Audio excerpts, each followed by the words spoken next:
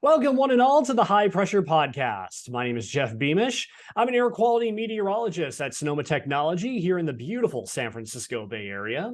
As always, joined by my fellow air quality forecasting colleagues, Patrick Zahn, lead air quality forecaster, and Steve Irwin, air quality forecaster. And gentlemen, we start with this, a very colorful airnow.gov PM 2.5 map from Sunday, May 12th, 2024. Yeah, a lot of different AQI categories going on, but specifically some poor air quality from Canada stretching down to the upper Midwest. A day later, some PM 2.5 levels in the unhealthy for sensitive groups or unhealthy categories across portions of Minnesota and Wisconsin. And the day after that, Tuesday, May 14th, we had moderate to unhealthy for sensitive groups AQI levels being recorded in Kansas and Oklahoma. This all due to smoke from Canadian wildfires. And that got us wondering here at Sonoma Technology, what is the weather outlook as we're heading into summer 2024, and how might that impact air quality across the United States?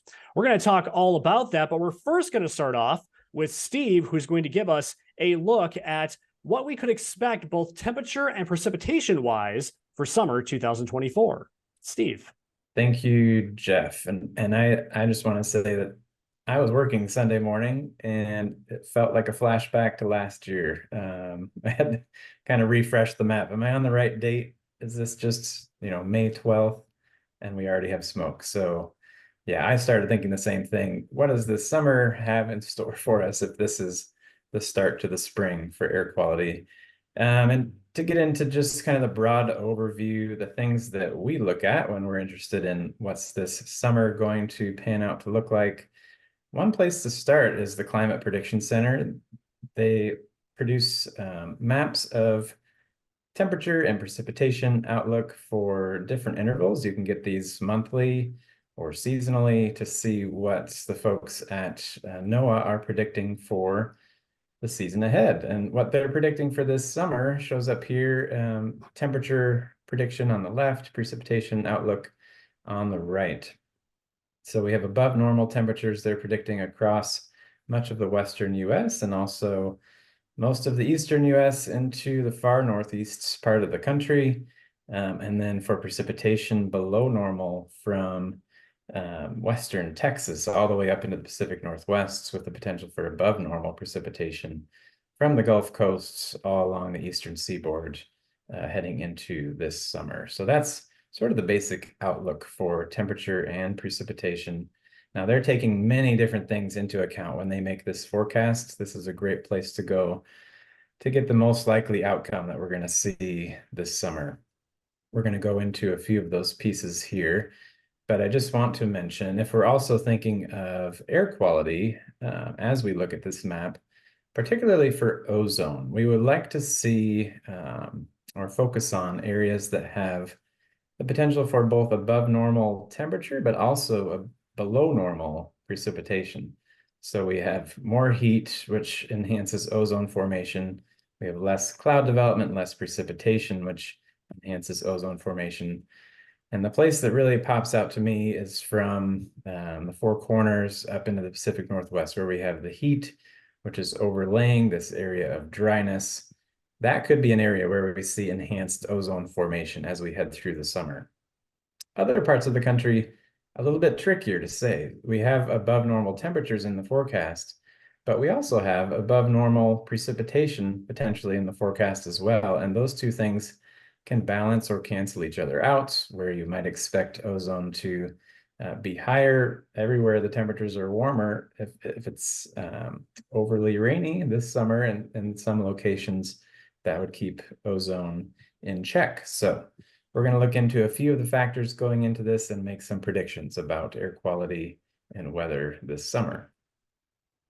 Another place you can go, and part of what goes into the Climate Prediction Center's forecasts, our model output. And so we have the European model output for this summer, for June, July, and August, all combined into these two maps. Again, we have temperature anomalies on the left and precipitation anomalies on the right. And one thing that jumps out to me here is that it is very much in agreement with what the Climate Prediction Center has produced for the Western US. So we can see this area of broad above normal temperatures from desert Southwest into the Northern Rockies and even into Western Canada. And we have that dry patch kind of matching that location. So that matches up with Climate Prediction Center. The precipitation forecast, however, is a little bit different from the European model, where we had above normal precipitation across much of the southeastern US. This one has a little bit of drying occurring there, slightly below normal precipitation, and it has more of a signal for heavier precipitation coming up through Texas and into the upper Midwest, and then just through southern Florida and along the East Coast here as well. So started thinking, what could be causing those differences? And I think one big player this summer, probably during the later summer, is going to be the tropical activity. And so this is a map of current sea surface temperature anomalies in degrees Celsius. These warm red colors are anywhere from 1 degree to about 2.5 degrees Celsius above normal. And those warm anomalies extend all the way from the Gulf of Mexico across the Atlantic Basin to Western Africa. That is the prime region for tropical storm and tropical cyclone development in the Atlantic, and it's all above normal. All of that heat goes into making the storms stronger and gives them energy. So that's one piece we have to keep in mind as we head into the summer. And then another piece is the ENSO prediction. So will we have El Nino? Will we have La Nina? Will it be neutral this summer? And there is some disagreement in the models where we'll be. But the thing that we can say is that El Nino will be done this summer. So that's not going to come into play for weather and air quality in the US this summer. Right now, NOAA has an equal chance of us seeing a La Nina or neutral ENSO conditions this summer. Now, if we have La Nina or neutral conditions, that doesn't really have a huge impact on temperature and precipitation across North America during the summer months. But what I was noticing from this graph is we tend toward La Nina in July, August, September, October. The chances for a La Nina go way up as we head into the late summer and early fall. That's also the time when it's peak hurricane season. In the past, they have done studies about wind shear and how that relates to summers with La Nina conditions. Wind shear actually decreases with La Nina in the Pacific. Wind shear sort of eats up tropical cyclones. It makes it harder for them to form. And so as we're getting La Nina and wind shear is decreasing, heading into the peak of hurricane season, we may actually see an increase in tropical cyclone activity. And that is the prediction for this summer and fall, that we will see more named storms, more strong storms coming out of the Atlantic Basin. And so as we go back to looking at the precipitation patterns, we can see down across the Caribbean into the Western Gulf, there is an anomaly of above normal precipitation. That is likely due to that increase in tropical cyclone activity. But then there's another piece here, and I brought up on the right side, this is an analog map of all the other years in the last, since 1990, that we had a winter with El Nino that transitioned into a neutral or La Nina summer. And this was the precipitation sort of average across those years. And what jumped out to me here was that we have a good match between what's being modeled in the European model and what has happened those prior similar years, where we have precipitation above normal up into the upper Midwest and through the Central Plains as well. And I think that will likely be due to some increase in what we call mesoscale convective system development as we get moisture coming up out of the Gulf, interacting with faster westerly winds to the north. We get some strong thunderstorms that develop across the high plains, and those often carry into the Midwest and can really impact precipitation patterns there. And so with above normal precipitation, across along the Gulf due to potential tropical activity, and then also here in the upper Midwest, those may be locations where ozone is decreased this summer due to thunderstorm development due to excess precipitation. So those are some potential things we can see coming out of these maps. I do, though, want to shift. We've been talking about ozone. I want to shift over to PM 2.5 and look at this left graphic again from the European model. We have dry conditions extending all the way up from the desert Southwest into Western Canada. And that could be a problem due to the ongoing drought situation. We all remember what happened last year with the Canadian drought situation and the wildfires that ensued last summer. Last April, on the left there, this is showing drought conditions as we were moving through the spring, heading into the summer. It really wasn't that bad. We had some moderate drought, some isolated severe drought around Edmonton, north of Calgary. But for the most part, it was abnormally dry, but not too bad last year at this time. Fast forwarding to this year, April 30th, same time frame, we have moderate, severe, even exceptional drought across Western Canada. And we have drought extending into central and southeastern portions of the country as well. And so ambient conditions in Canada are very dry this spring.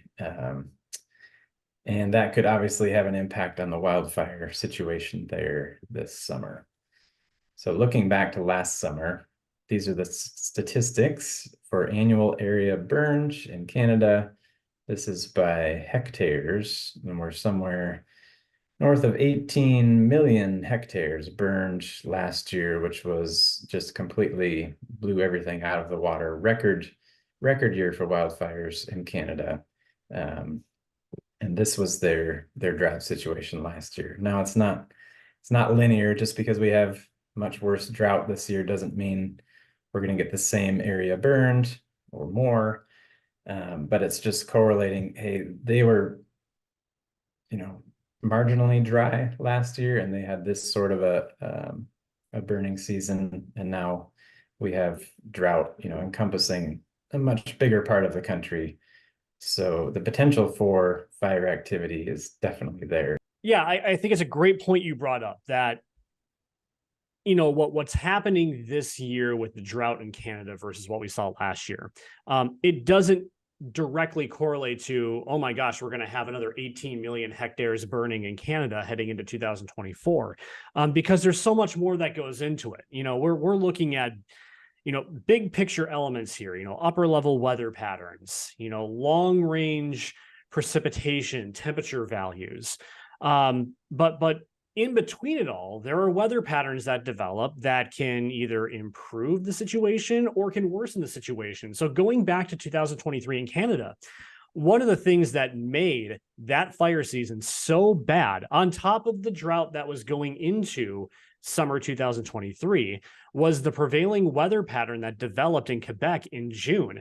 They had several thunderstorms that developed, which produced dry lightning, numerous large wildfires developing, and an anomalous weather pattern that was drawing smoke from northern Quebec down south into the mid-Atlantic and the eastern Great Lakes. So just want to point out that Steve is absolutely right here in that it's not a linear one-to-one, that, okay, they had a little bit of drought last year, it's worse this year, so that means we're going to have a much worse drought and wildfire situation in 2024. We're just saying the potential is possibly there for another active fire season in Canada. Patrick. Right, and I just wanted to mention that this really highlights the complexity of air quality forecasting, especially on a seasonal scale. So like you suggested, Jeff, we're talking about increased probabilities of, drier conditions or continued drought, and then the resulting increased probability of more fires. But we have to watch the situation week to week, day by day. And also we're looking at, like Steve mentioned at first, weather conditions that directly impact ozone formation. So when it's drier and warmer, like he said, that's usually going to lead to more ozone production. On top of that, now we're looking at the increased likelihood of wildfire development and potential smoke production, and then potential smoke transport into the US from fires in Canada or from fires that develop in the US. And that can have a secondary, but also very important impact on air quality, not just on ozone production, but also on particle production or particle transport. And I just wanted to mention that a couple of our forecasting clients have added PM forecasting into their summertime forecasting program, which is usually focused just on ozone. The reason they added that particle forecasting was because of the influence of wildfire smoke on their air quality during the summer. Jeff. And just to add to that, for a few of our clients that we work with here at Sonoma Technology, we've looked at days where ozone AQI has reached the unhealthy for sensitive groups category, and then look back at those days to see if there was smoke prevalent. And for a lot of our clients, we have seen that for the summer months with a USG ozone day, there was some element of smoke in their region that ended up enhancing ozone development. So that's part of the reason that we're seeing some of our clients shifting over to expanding their PM 2.5 forecasting beyond the residential wood burning that we see in the winter. Patrick. Right, and that goes back to the issue that we were discussing with Crystal in another podcast, which is exceptional events. So this would be an unusual situation where smoke gets transported maybe a long distance and then enhances local ozone production. So that can be deemed exceptional if the agency can demonstrate that there was in fact smoke at the surface and it did enhance the ozone production. So really complicated situations here potentially. Jeff.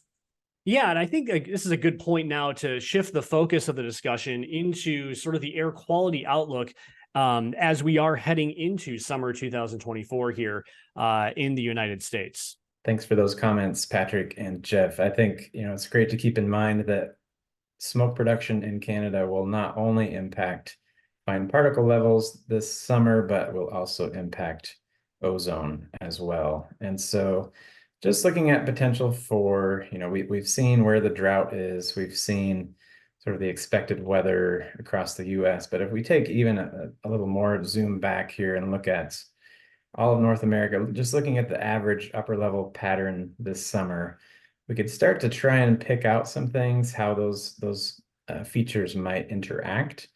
So this is the 500 millibar height anomaly map for this coming summer, the prediction from the European model.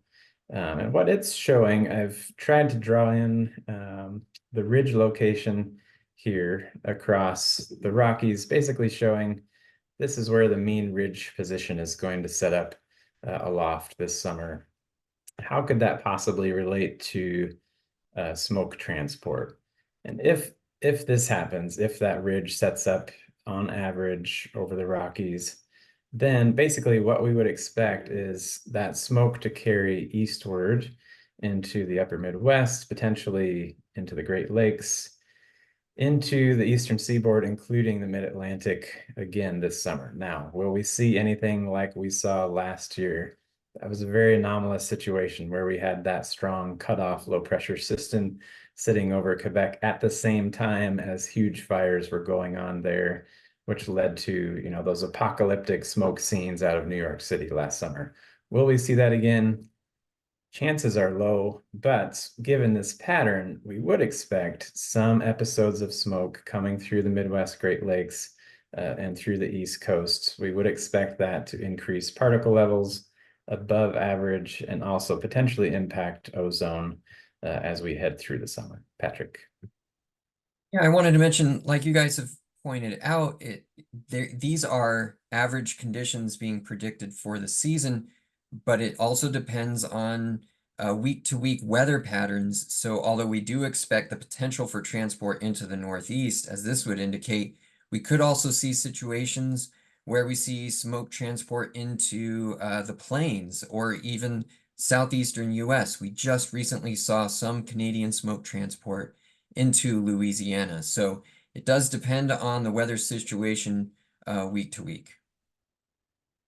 Yes, very good point. And so as we're looking at events that have happened recently and events that could be coming up, this is just to look back at where we were last year at this time and how that relates to this year at this time. And so our first real big smoke event last year was May 18th.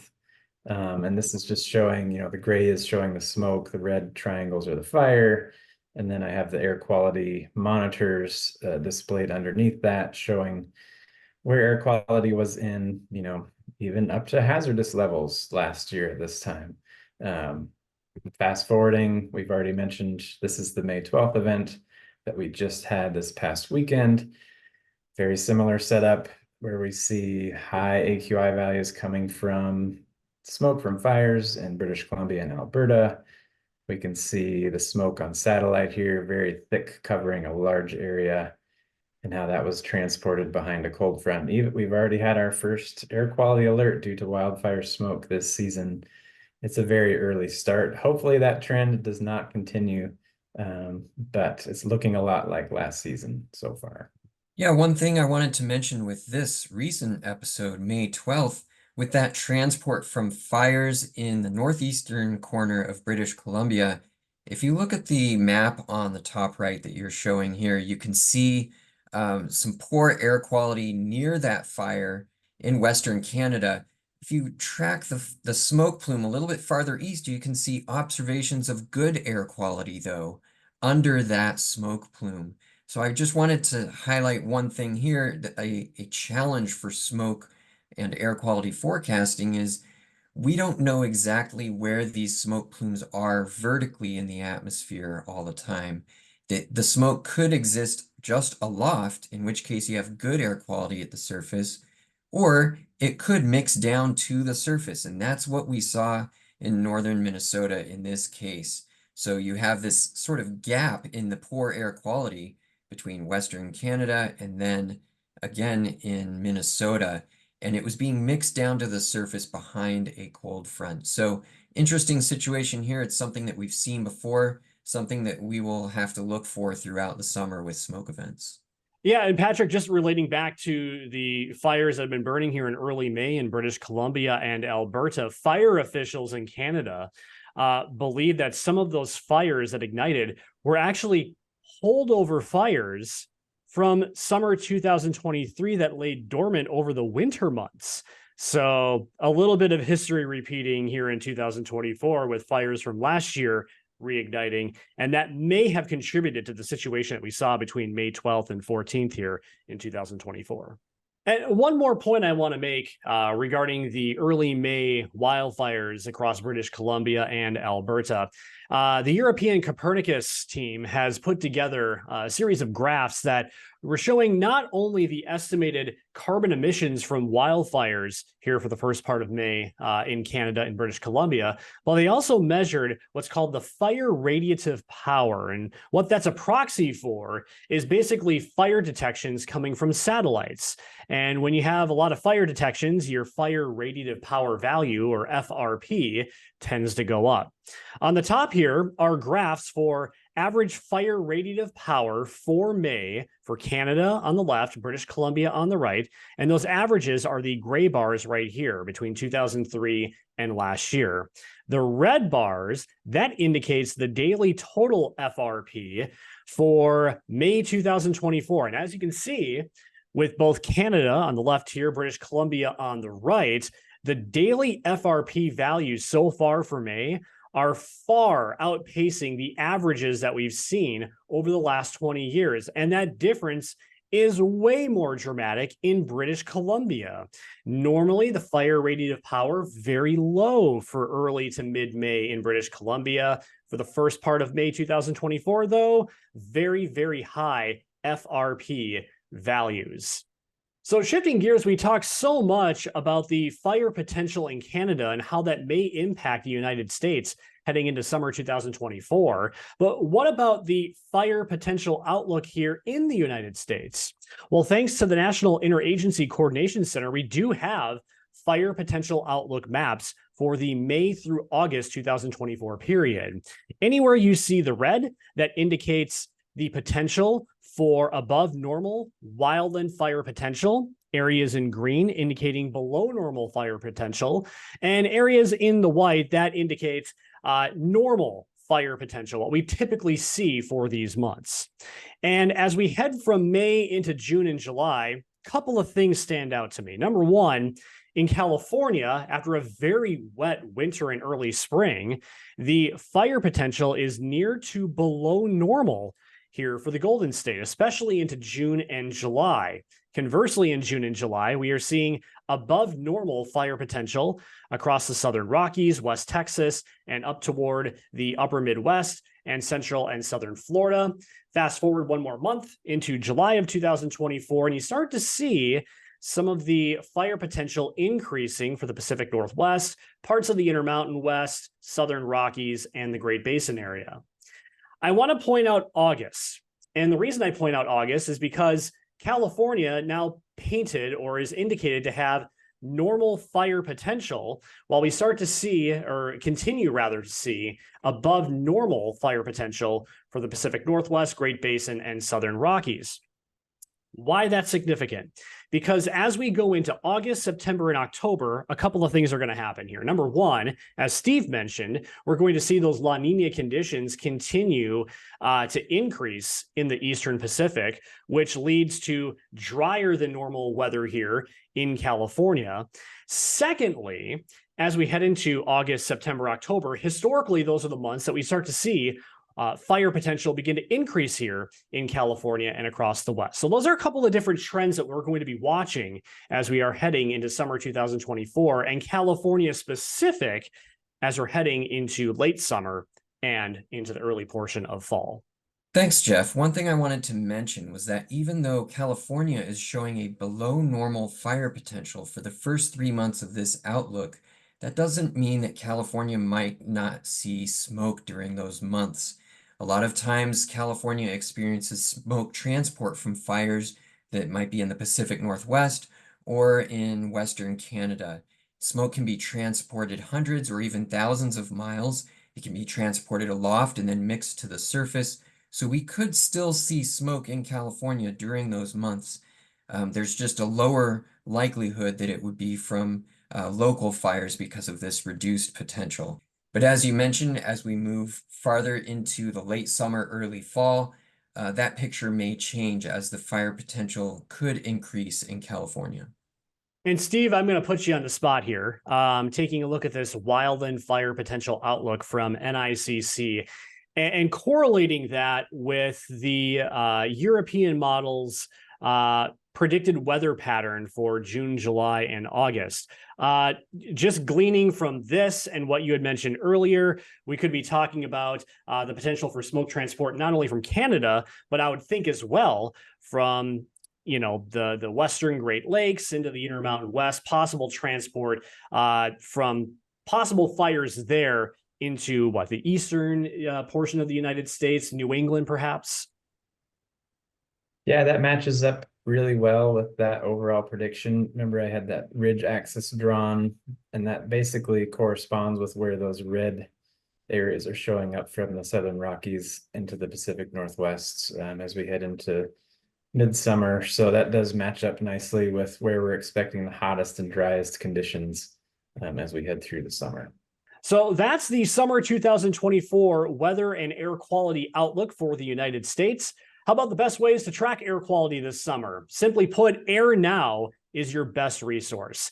airnow.gov, the website. That's going to give you the current AQI in your neighborhood. Also has a lot of great resources and maps as well. Speaking of maps, fire.airnow.gov.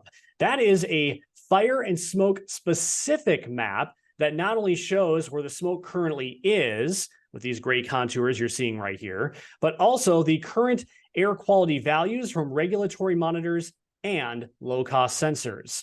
If you're on the go, look up the AirNow app That's going to give you current AQI values for your neighborhood on your iOS or Android devices. Thanks for listening to and watching the High Pressure Podcast. I'm Jeff Beamish. I'm Patrick Zahn. And I'm Steve Irwin. Appreciate your time. We'll catch you next time.